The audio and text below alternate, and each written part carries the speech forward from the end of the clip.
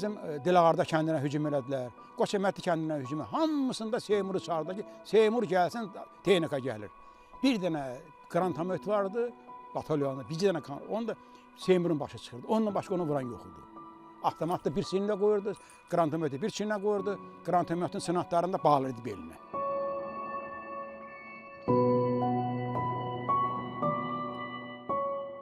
Mən bir dəfə dedim ki, deyirlər ki, Ərgünəşin başından şəhəri vuracaqlar. Dedi ki, sən nədən qorxursan? Mənim kimi oğlu olanda qorxar. Nə qədər biz varıq, erməni bir addım da qabağa gələ bilməz. Həqiqətən də onlar nə qədər sağıda bir addım gələ bilmədi.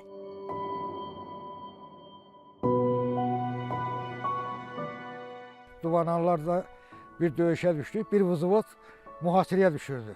Seymur hardasa 25-30 nə bilim, bəlkə də çox. Qrantomyotla mərmi atmaqla onları o mühasirədən çıxartdı. Ondan sonra Seymurun həmi vətənpərvər, həmi qorxmaz, həm də ki, cəsur olduğunu biz bildik. Öz vətəninin fanatı, öz dövlətinin fanatı hamımızın içindəydi. Bir tərəfdən onun həyatı üçün qorxsaq da, o biri tərəfdən elə bir ki, onun qəhrəmanlığa mı deyim, getməsinə alqışlayırdıq və qürur hissi yaşayırdıq ki, belə bir qardaşımız var.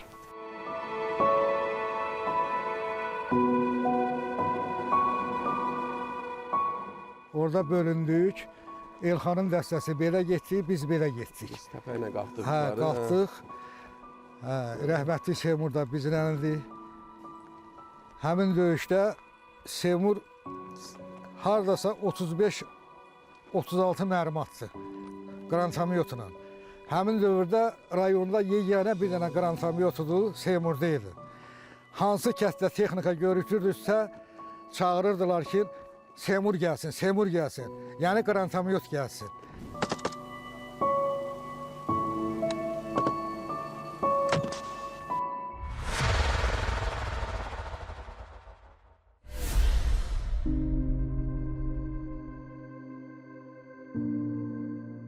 Qaradağdan zəng elədilər ki, gəlin bizə kömək eləyin. Buradan Seymur otdu. Mən də ixtisasım, mənim orada hərənin bir köməyi vardı. Bir skora maşınım vardı. Yaralıları götürüb təcili ölməmək üçün, qan itirməmək üçün onları çatdırmalıyam məntəqəyə. Orada möhkəm döyüş getdi. Seymur orada bir dənə onların bekerim vurdu, bir dənə BMP-sini vurdu. Yenə mümkün olmadı, onlar lap çoxaldılar. O da hardasa yaxınıdır. 3 uşağım vardı. Onun ikisi qız, biri oğlandı. Seymur ailənin ilk uşağı idi. 71-ci il sentyabr ayının 18-də dünyaya gəlmişdi. Həmişə danışanda fəxrlə deyərdi ki, hər oğlun işi də öyle Üzeyir bəylə bir gündə anadan olar. O Üzeyir bəyi çox sevirdi. Onun uvertürasına qulaq asmağı çox sevirdi. Ona görə də həmişə o gün gələndə fəxrlə deyirdi ki, mən Üzeyir bəylə bir gündə dünyaya gəlmişəm. Çox vətənpərvər, torpaq sevən, ailə canlı, mehriban, istiqanlı, qoçaq, zirəng. Bu torpağın daşına, qayasına, otuna, bitkisinə də hörmətlə yanaşırdı, ona pərəstiş eləyirdi. Divanallar kəndi daimi atəş altında olurdu. Ermənilərin belə deyək də bir məkirli planı ilə üzləşirdi. Əməliyyat hazırlandı ki, ermənilərin qarşısını alaq ki, Divanallar Qacar kəndi alınmasın. Seymur da həminki vaxt gəldi. Həqiqətən də gördüm ki, çox bir cəld seçilirdi. Özü gələn kimi də deyir ki, harada tez eləyin gedəyin döyüşə. Seymur kimi qəhrəman doğrudan da Azərbaycanda az-az olur. Az-az ha. Ona görə ki, o tək oğlanıdır, universitetdə oxuyurdu, heç gəlməsə gəlməzdi. Onun anası gəlirdi, tuturdu qolundan ki, ay Seymur, gədə imtahanını ver gələn, bəs sən get oxuma gələn. Dedi, yox ama, vallahi oxumaqdan vacib budur, oxumaq qaçmır ha. Yenə oxuyacam da, narahat olma gələn. Müharibə qutarsın, gəlib oxuyacam. Kim mənim məktəbdən qovacaqdı? O sözü deyib anasının ürəyini biraz toxtadırdı, yola salırdı. Onun səhərisi atası gəlirdi, qəhrəman müəllim. O da İngilis müəllimi idi, deyəsən, bizim şəhərdə dərs deyirdi. Gəlirdi, o yalvarırdı, ay Seymur, gedə imtahanını ver gələn, ged oxuyacam, olsa gəl evində bir ev çörəyi ye gələn, deyirdi, vallahi buranın yeməyi ev yeməyindən mənə yaxşıdır. Bax, elə olanı deyir.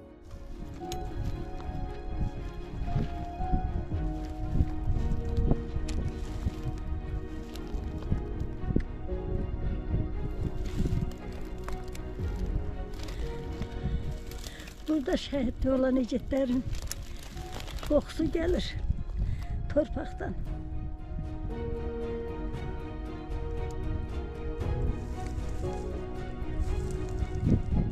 Bir dəfə dedim ki, bəlkə getdim bəsdir, dayanasan, getməyəsən. Dedi ki, hər kəs öz oğlunu qorusa, bu torpağı kim qoruyacaq? Bəyəm təkin haqqı yoxdur, torpağı qorusun.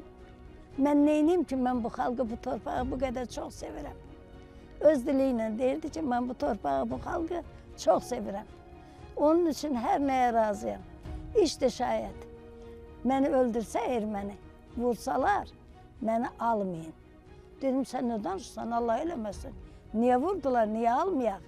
Dedi, alandan sonra meydi elə günə qoyurlar ki, onu almasan daha yaxşıdır, onu görməsən daha yaxşıdır. O dərəcədə irəlini görənidir. Özdə həmişə deyirdi, insan ölümdən niyə qorxmalıdır ki? Torpağın üstündə gəzdiyi kimi, torpağın altında yatmağı niyə sevməməlidir? Çox qəribə fikirləri var idi, çox başqa cür düşünürdü.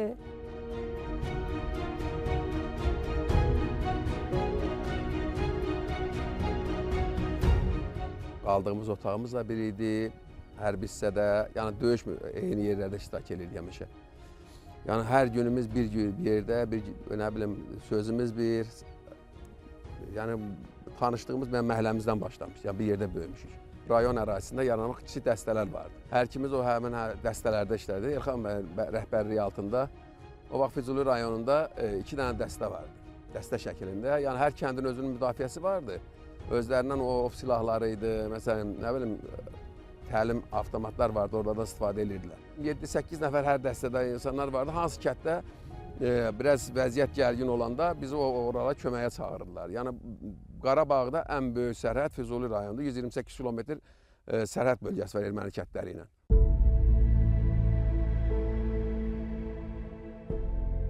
Seymur dayısına oxşayıb. Mənim rəhmətlik böyük dayım Hüseyin bu yaxınlarda rəhmətə gedib. O da elə qardaşım kimi bu müharibədə iştirak eləyib. O da vuruşlarda, döyüşlərdə, yəni əlindən gələni əsirgəməyib. Düzdür, hər kəsin bir alın yazısı var. Dayım Hüseynə şəhidlik qismət olmadı. Öz əcəli ilə dünyasını dəyişdi. Amma bizim igid dayımız şəhidlik zirvəsinə ucaldı. Hər kəsə bu cür ölüm qismət olmur. Düzdür, çox ağrılıdır, çox acılıdır. Biz hər gün demək olar ki, 92-ci il aprelin 1-ini yaşayırıq. Bizim üçün hər gün eyni tarix davam eləyir.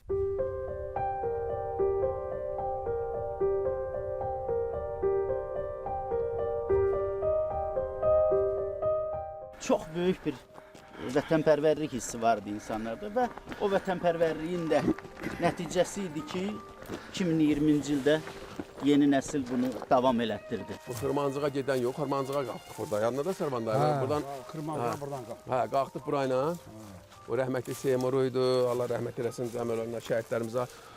Burayla qalxdıq. Bu torpaqda bizim Bakıların uşaqlarının ayağı bəlkə də izi qalıb burada, inanırsan bəlkə də. Müharibə elə bir şeydir ki, insanın qanı, izi o torpaqda qalır. Bax, bizim uşaqlar bölüşüb buradan hücuma keçdilər. Bax, bir dərə ilə. Ermənilər deyil, bu dağın başında. Biz olduq alçaqda, onlar oldu hündürdə. Yenə biz onlara qalib gəldik.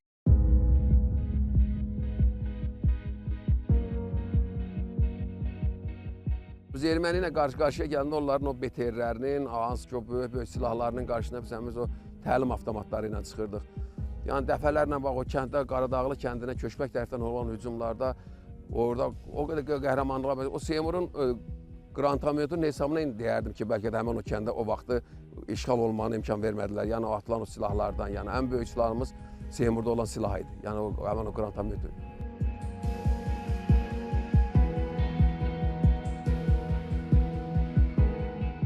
Mənim uşaqlıqda biraz xəstəliklərim olub deyə mən çox ərköyün böyüdüblər. Yəni hər zaman atamın qucağında böyümüşəm. Bacımla qardaşım məndən 4-5 yaş fərqlərimiz var idi. Böyük olduqları üçün daha çox bacımla həm söhbət olurdu, sirrim bölüşürdü. Mən də uşaq idim, bəlkə də qanmırdım, bəlkə də deyə bilmirəm. Nə olurdusa bunların söhbətlərin qeyb valideynlərimə çatdırırdım da. Bunu eləyirlər, onu eləyirlər. Ona görə çox vaxt məni yaxınına qoymurdular ki, sən xəbərçisən, gedirsən papaya, mamaya deyəcəksən. Amma sonra da mənim könlümü alırdı. Sonra da bilirdi ki, mən uşaq vaxtı o çəkdiyim əziyyətə görə mənə qıymırdı hardasa. Bacım Moskvaya oxumağa gedəndən sonra artıq mən də böyümüşdüm, həmin o xəbərçi uşaq deyildim. Mənlə həmsöhbət idi, sirlərim mənlə bölürdü. Çox arzusu var idi, çox istəyi var idi.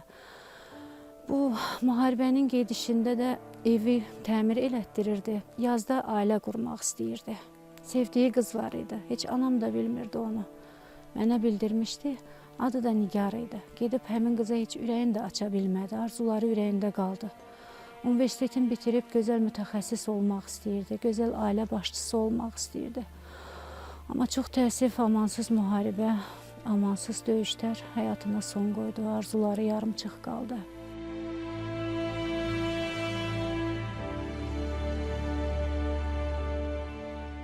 Əvvəl Vladimir vilayətinin Kavrov şəhərində qulluq eləmişdi. Kurs oxuyub qutarıb, rütbə alıb Almaniyaya getmişdi. Bir müddət Almaniyada xidmət eləmişdi. Sonradan yerlərini dəyişib Ukraynaya gətirmişlər. Ukraynanın Masan qəsəbəsində xidmət eləmişdi. Yəni xidməti borcunu yerinə yetirmişdi. Evə gələndə artıq onun hərbə getməyə elə çağırışı da yox idi. Könüllü getdi.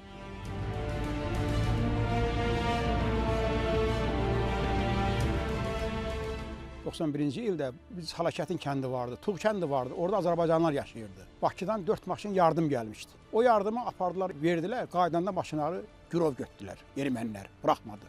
Tuğ kəndinin altında Dırbaramət var orada. Mən də şəhərdə idim. Bakıdan zəng elədilər ki, bəs bizim maşınları girov götürüblər. Mən getdim Seymura, dedim ki, Seymur, gəl gedək də ora, gedək orada şlamonu qoyaq. Gələk ermənilərin qabağını kəsək. Gəldik Hoğanın altında Balanlı deyən yer var. Orada bir dar yol var. Orada post qoyduq. Şlambon qoyduq. Gördük bir dənə virus gəlir. Virus gəldi, şlambonu qaldırmadı. Elə saxladıq orada. Düşdü görək birinci katibdir. Hadrutun birinci katibi Babayandı. Bir də Qasparov. Geroy Qasparov deyirdilər ona. Hadrutda yaşayırdı. Dedik ki, niyə bizim qabağımızı kəsmirsən? Dedim, biz sizin qabağınızı öldürmək üçün yox. Bizim orada maşınlarımızı girov götürüblər. Yardım aparmışlar, Azərbaycanlılara hesab vermirlər orada, acından qırılırlar. Ərzaq gəlibdi, onun maşınları saxlamışsınız orada. O maşınları buraxın da. Dedi, gedirəm buraxam. Dedim, yox, elə ki, sən getməyənə sahiti var, yoxdur. Mən də oturacağım sənin böyrünə, Qasparov da düşü oturacaq Seymurun yanında. Seymurdur, mənəm, bir də Xankişiyə Fazildir. Üçümüz dayanmışıq orada. Dayandıq orada, yalanın ağaçdan da özümüzə bir silah düzəltmişik. O vaxt heç bir silah satı yox idi. Bu erməni də, hatta birinci katib də bizdən qorxdu. Dedi, yaxşı, gəl otur. Mənə dedi, otur arxada, qalxma gələn. Orada saqqallı ermənilər var, vallahi. Bizim də gücümüz ona çatmır. Bizim də bilinçlər ona tabi deyil. Onlar heç kəsə baxmır. Səni Vilisdə görsələr, sən də görə götürəcəklər. Otdun Vilisinin arxasında sürdük getdik ora. Dedim, Seymur, bax, bunu buraxmırsınız. Ola bilər, məni götürərlər, bundan dəyişərsiniz məni. Xəbər gəldi ki, erməni cüvarlıya hücum edib. Oturub gün ortadı, çörək yedi stolun üstündə, nə fasiləsidir. Durdu, mən soruşdum ki, hara gedirsən, niyə durdun? Bir söz demədi, biz baş otaq dediyimiz bir otağımız var idi. Getdi ora qaydanda, gördüm əlində silah gəldi. Hara gedirsən, hara? Dedi ki, oradakı oğulların anası ana deyil. Bugün onlara köməyə getməsən, sabah erməni filəkənin ayağından atacaq mən başından. Neylədim, qabağına durdum, saxlaya bilmədim. Getdi.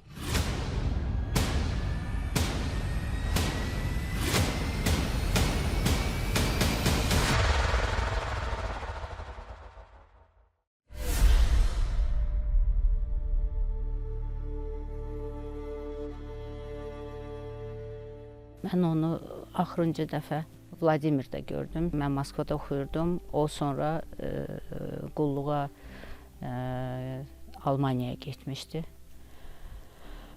Vladimirdən birbaşa ora yollamışdılar. Ondan sonra mən onu görməmişəm. Bir də 92-də mənə zəng olundu ki, bəs qardaşındır rəhmətə gedən.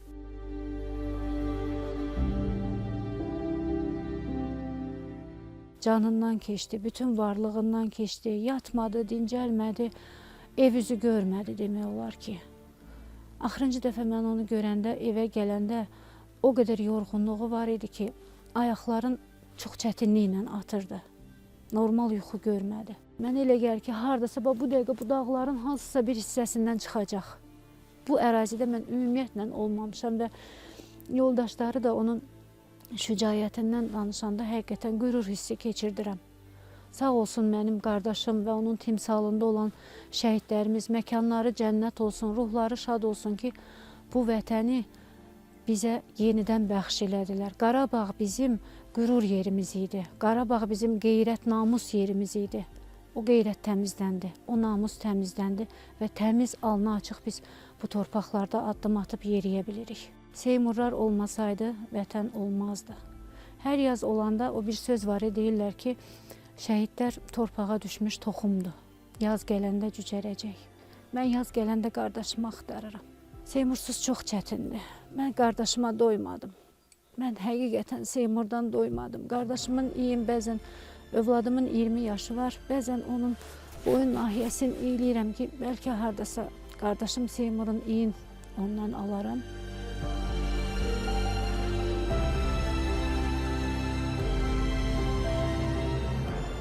Xalq bir silahla döyüşürdü, Seymur iki silahla döyüşürdü.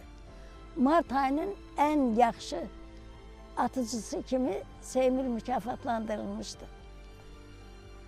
Bir də xəbər gəldi ki, bəs təcili gəlin, bu uşaq özünü oda atır. Bir dəqiqə bunu saxlamaq mümkün deyil. Qardaşımla getdim batalyona. Getdim batalyona, çağırdım, gəldi. Görüşdük, danışdıq, dedim gəlmişəm səni evə aparım. Bəsdir, nə qədər döyüşmüsən, bəsdir. Qayıt gəl. Dedi ki, saat 11-də Haramıdan silah gətirməyə gedəcəm. Mənim evə getməyə vaxtım yoxdur. Bir də mənim arxamca gəlmə. Burada mənə ana uşağı deyəcəklər. Sən el eləyəsən, hamı mən uşaq hesab eləyəcək. 16 yaşından döyüşürdü Seymur. Arış kəndindən bizim batalona məlumat gəldi ki, bəs bizi Xırmanistan vururlar. Nəysə bu Seymur birinci özünü atdı qabağa ki, komandir, xahiş elə mən də qrantometi götürüm gedim. Həmən Seymur qrantometi götürdü, bizim Uaza mindik maşınla. Seymur buradan çıxdı dağın başına. Gördü ki, bir avtobus gəlir, içində hərbiçilər, erməni hərbiçilər. Avtobus yenir ki, gəlsin oradan qaçsın, arışı vursun. Seymur imkan vermədi, onu oradan vurdu, avtobus orada dağıldı. Hərbiçilər də bir ikisi düşdü qaçanda gördü ki, hamısı erməni hərbiçilərdir. Gəldik bu dağı. Bax buradan biz yuxarı qalxdıqda Seymurla elə bir bizim aramızda 1-2 yaş fərq vardı. O qədər ağsaqqallar deyilən bir dəstə vardı. O həmən uzlotdaydıq biz. Seymur yəni o qədər belə arıq cüssəli biri, çiynində qrantometin snaryadları, özünün qrantometi, avtomatı. Sanki burayla elə bir ki, o şəhid olmağa tələsirdi. Bax belə bir qalxır. Biz gəlib biraz qalxırıq, dayanırıq, nəfəs dəriyor. Gəlin gedək. Yəni qalxdıq, biz orada düşmənlə qarşı-qarşıya bir iki saat atışdıqdan sonra vertolyotlar gəldi, postun yanını vurdular, tam postu vura bilmədilər. Orada Seymur bizə bir 35-30 dənə yaxın snaryad atdı erməniyə. Yəni orada qarşı-qarşıya döyüş gedirdi. Bir də gəldi, mənim başımın üstündə dayandı, mənə bir kəlmə qayıtdı ki, yəni mən səhər batalyonda dediyim yadımdadır da, dedim nə? Dedi ki, mən bugün şəhid olacağım, səndən bir xahişim var. Biz uşaqlıq dostluyuq da, mənim atam-anam yazıqda, mənim meydimi qoyub getməzsən.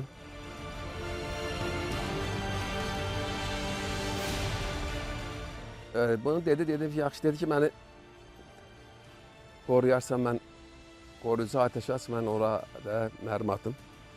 O elə bir ki, sanki elə bir ki, o gözlüyürdülər bir-birini. Bunun qrantometin ağzından çıxan snaryadla, mərmi ilə atılan güllər elə ki, bir-birini qarşılaşdı. Bir də gördüm, mən uzanmışam, belə gördüm, Sömür yıxıldı ayağımın üstünə.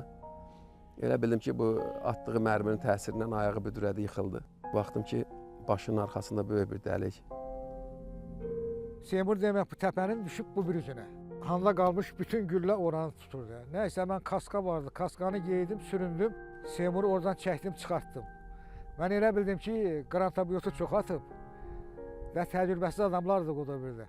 Qrantomiyotu çox atıb, qrantomiyot yeri təpib, bunu muşqa vurub. Axı onun muşqası qəlbi olur.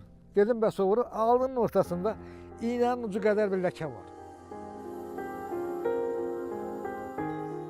Bu da Bultan kəndi var. Orada Seymur da iştirak elədi, oranı da məhv elədi. Məlikcan döyüşlərində də iştirak elədi. Gəldi burada əsas axırıncı bu Xırmancıq döyüşündə o dünyasını dəyişdi. Özdə o bəlkə də o dəyişməzdi. Ona ham deyirdi komandir rota deyirdi ki, komandir batalyon. Seymur bu qrantometə atdın sırazı yat yerə. Onun ağzından alov çıxır axı qrantometin. Səni vuracaqlar snayperlə. O da ona belə deyirdi, yox mən vurdığım adı görməliyəm. Görüm ona dəydi, dəymədi. Atırdı, durub gözləyirdi, görüm onu dəydi, dağıldı, nətər oldu. Elə onu atmaq ilə də o Xırmancıq döyüşündə onun snayperlə vurdular, düz alnından. Onu mən özüm getdim burada Füzuli şəhərində bizim balinsiyamız vardı. Allahiyar həkim ona baxdı, gözü açıq adama baxırdı.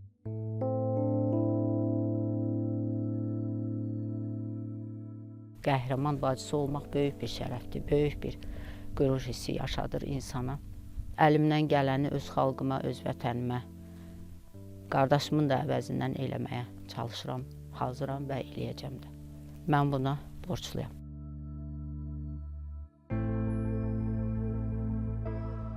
Mən uşaqlarımı bu vətəni sevməyi ruhunda böyütmüşəm. Mən onlara bu torpağı sevməyi öyrətmişəm. Seymur'a ən böyük arzum o dünyada da xoşbəxt olmanı istəyirəm. Bu dünyada xoşbəxtçiliyin görə bilmədim. Mən qucağıma qırmızı xonça alıb Seymur üçün bir qapıya getmədim.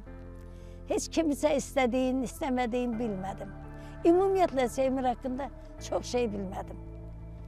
Amma indi istəyirəm ki, o dünyada Allahın huzuruna üzü açıq, alnı açıq çıxsın. Yeri rahat olsun. Və özündən sonra gələn nəsillərə örnək olsun ki, vətəni daim qorumaq lazımdır. Ata soyadımız Məmmədovdur. Amma qardaşım şəhid olandan sonra onun ailəsi, uşaqları olmadığı üçün onun adını yaşatmaq məqsədi ilə mənim soyadımı Seymurlu elədik.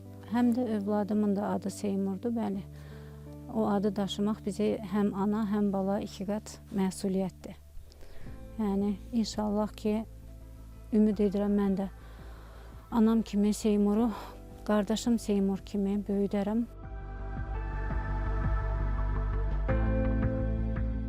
Döyüşdülər, can qoydular. Bu torpağı aldılar, biz də gəldik gördük. Mən inanmırdım ki, mənim 76 yaşım var. Gələn bu torpağı görəm. Öz-özümə deyirəm, Allah sana çox şükür. Gəlib bu torpağı biz gördük burada. Bizim batalyon deyirəm, 3 dənə milli qəhrəman yetişdirib. Zülfiqarov Elxan, Məmmədov Seymur, bir də Mehdi. Bax, onlar halal deyirlər. Onlar elə verilən milli qəhrəman da halaldır onlara. Çox gözəl döyüşçülər olublar, bəli. Onlar hamısı mən gözümlə görmüşəm. Bugün bu azad olunan torpaqların hamısında bizim qazilərimizin, bizim şəhidlərimizin hamısının ayaq izləri, qan izləri var. Hamımız borçluyuq onlara da. Yenə də mən bu günləri, bax, mənim sanki istəyərəm ki, o şəhid olduğu yerdə çıxam, ürəkdən bağıram, qışqıram. Şimdi şükür bugünkü günə ki, bizim azad olub torpaqlarımız. Yəni, ruhun rahat olsun, ruhun şad olsun ki, bax, bugün bu torpaq hamısı işğaldan azad olunur. Tam tək bura yox, bütöv Qarabağ, bütöv Azərbaycan azad olunur.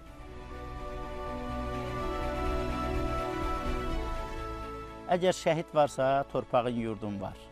Yox, şəhidin yoxdursa, torpağın da yoxdur, yurdun da yoxdur. Bu torpaq üçün şəhid olmağa dəyər.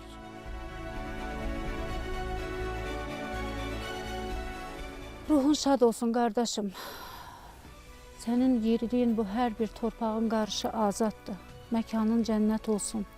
Rahat uyu yerində deyərdim. Bu dünyada xoşbəxt həyat yaşaya bilmədin, gəncliyini yaşaya bilmədin.